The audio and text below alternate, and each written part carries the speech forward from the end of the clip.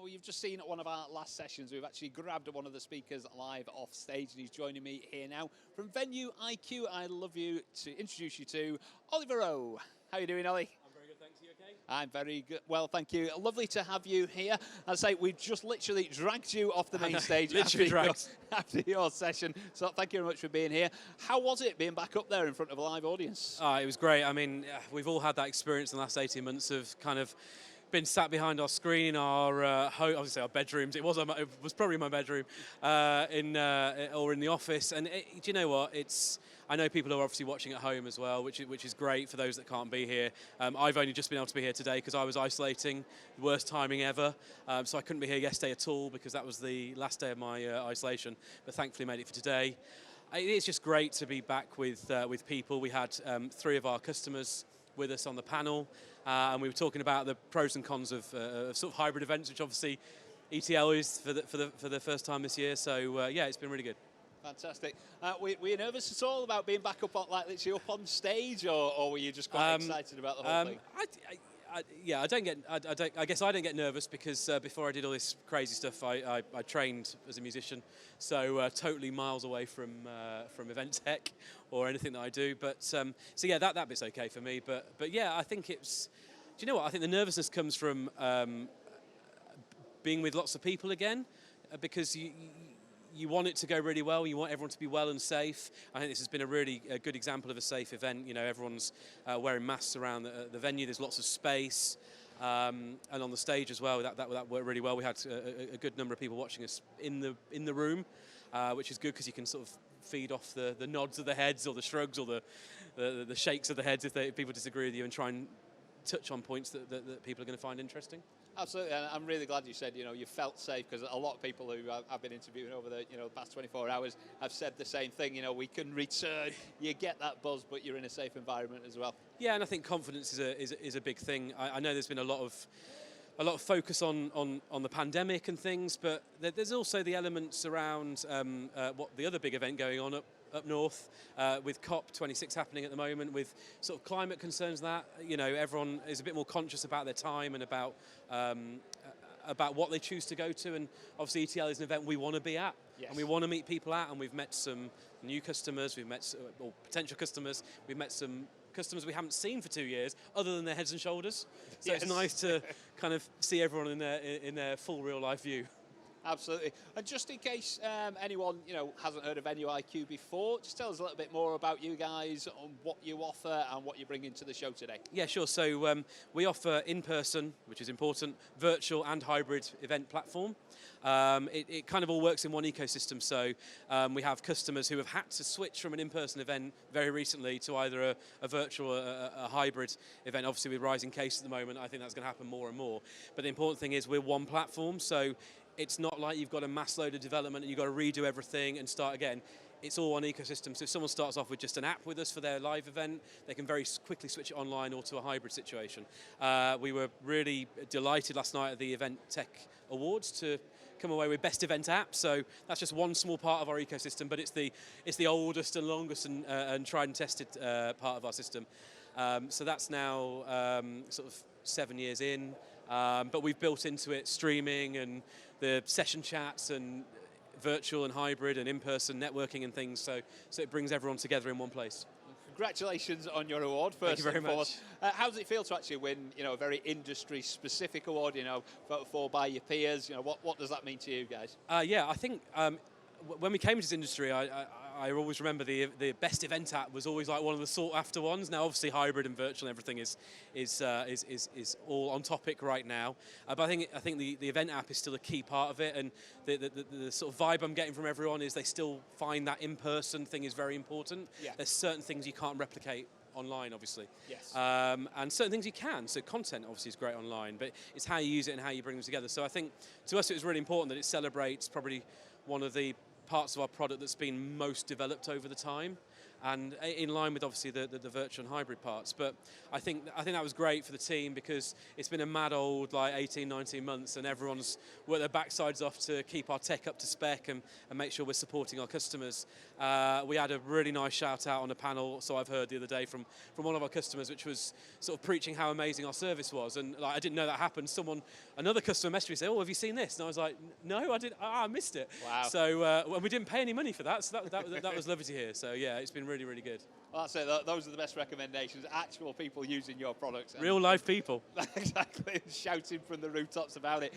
In terms of the show, are you bringing anything new, exciting to the show that you can tell us about today? Any exclusives for the future? Yeah, so I think for us, it's really about reconnecting with the people that we've missed over the last 18 months, sort of physically. We've just started a few in-person meetings again, but everything still seems to be very virtual. So I think that's starting to shift now. We've been showing people some of the cool things we have done for some of our customers. So people, if they're here physically, they can come obviously over to the stand and have a look at some of the cool portals and apps and things that we've been doing, and actually see them working. And I think one of the things that came up on our session just then was, it always worries me when we're sort of up against a competitor who's just showing like PowerPoint slides of their platform. Yeah. It's like, no, show it working on an internet connection, show them it working on a mobile phone internet connection, show them it working on a really rubbish mobile phone connection, because if it's not going to work, then it's a bit of a red flag. So I think the biggest thing for us is come and see it working live.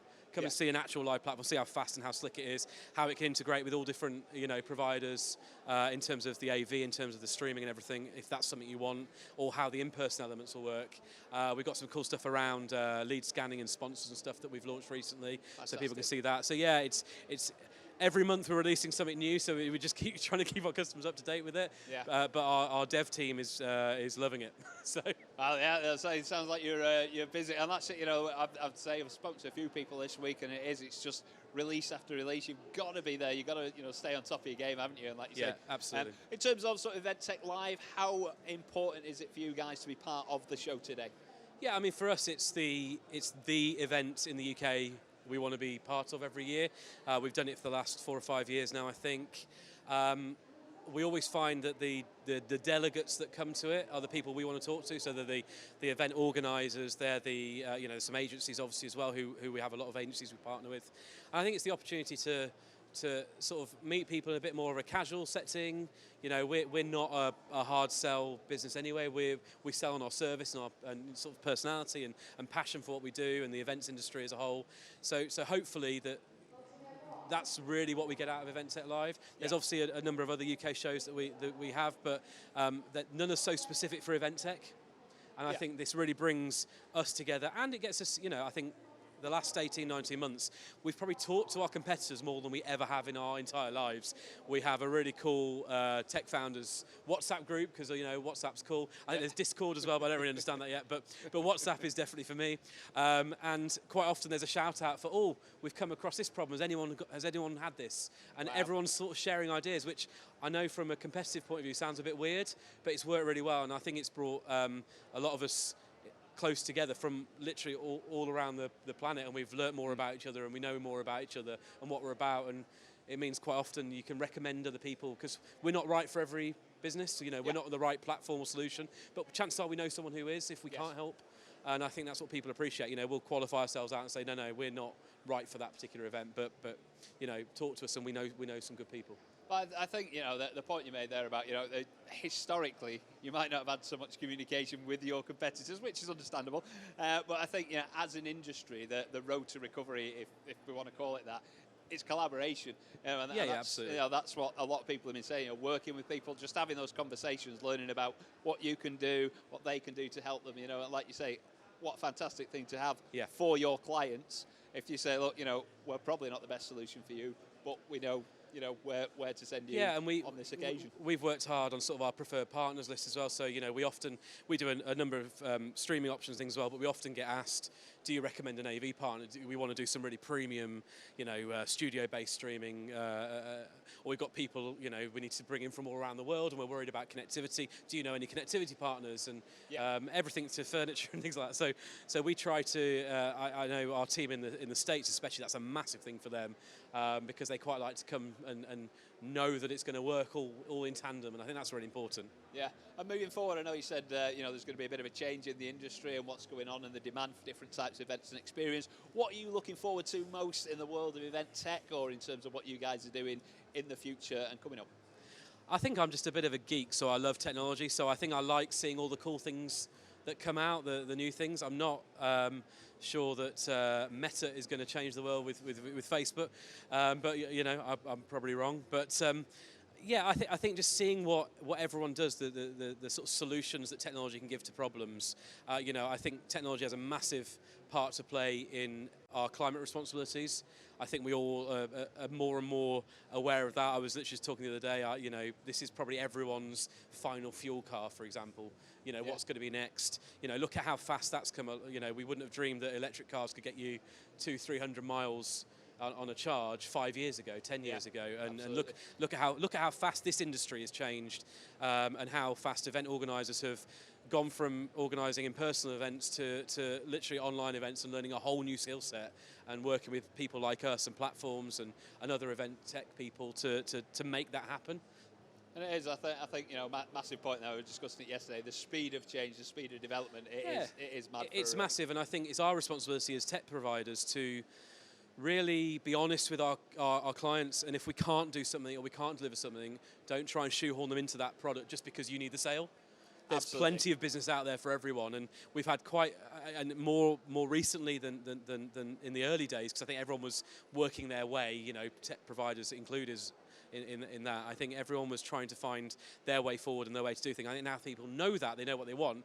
I think event tech providers have got to be really honest and go, that's not for us. But you know what we can do is this, and not overpromise, and then actually look at how they service that client, because that's the thing I think that's lacking at the moment, is the care. It's kind of like, in the old days we probably called it box shifting. You know, it's just stack them high, sell them cheap kind of things. In this case, it's stack them high, sell them expensive, and then not support them. And I've seen some horror stories where we've had to step in with only I think the worst one was about a week to go before the event. And that to me is mad. You know, but we can do it, but that's not how to do it. Let's do it properly, and let's talk more and be more open with the customers. Absolutely. Ollie, it's been a pleasure talking to you. Real insight there. Really appreciate that. Thank you for having me.